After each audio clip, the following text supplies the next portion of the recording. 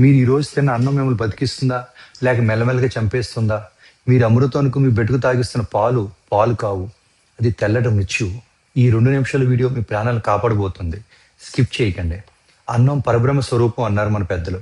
కానీ ఈరోజు ఆహారం అంటే కేవలం లాభం కోసం చేసే వ్యాపారంగా మారిపోయింది. మన వంటింట్లో, మన పల్లెంలో ఒక అదృశ్య యుద్ధం జరుగుతుంది. ఇది సరిహద్దులో జరిగే యుద్ధం కాదు. మన కణాల మీద జరుగుతున్న జీవ రసాయన దాడి. మొన్న రాజ్యసభలో రాఘవ్ చద్దా గారు లేవనెత్తిన అంశాలు వింటే ఒళ్ళు గుగ్గు పొడుస్తుంది. మనం ఒక భయంకరమైన సుడిగుండంలో ఉన్నాం. మనం తెల్లగా ఉంటే చాలు పాలు అనుకుంటున్నాం. కానీ మార్కెట్లో దొరికే పాలలో యూరియా, డిటర్జెంట్ పొడి కలుపుతున్నారు. ప్రోటీన్ పెంచడానికి వాడే యూరియా మీ కిడ్నీలను నిర్వీర్యం చేస్తుంది. పచ్చని కూరగాయల కోసం మెలకైట్ గ్రీన్ అనే ఇండస్ట్రియల్ డై వాడుతున్నారు.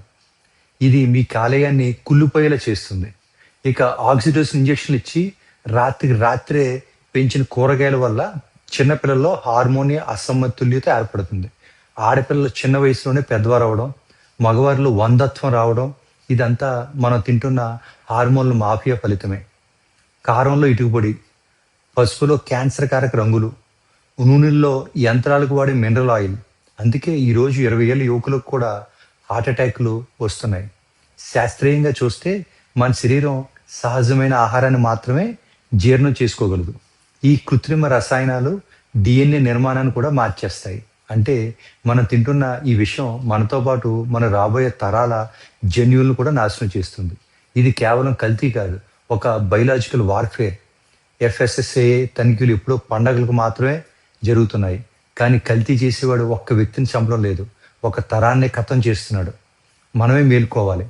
ఖరీదైన ఫోన్ల మీద పెట్టే ఖర్చులో కొంత భాగం నాణ్యమైన ఆర్గానిక్ ఆహారం మీద పెట్టండి. ప్యాకెట్ వెనక ఉండే చిన్న అక్షరాలను చదవడం నేర్చుకోండి.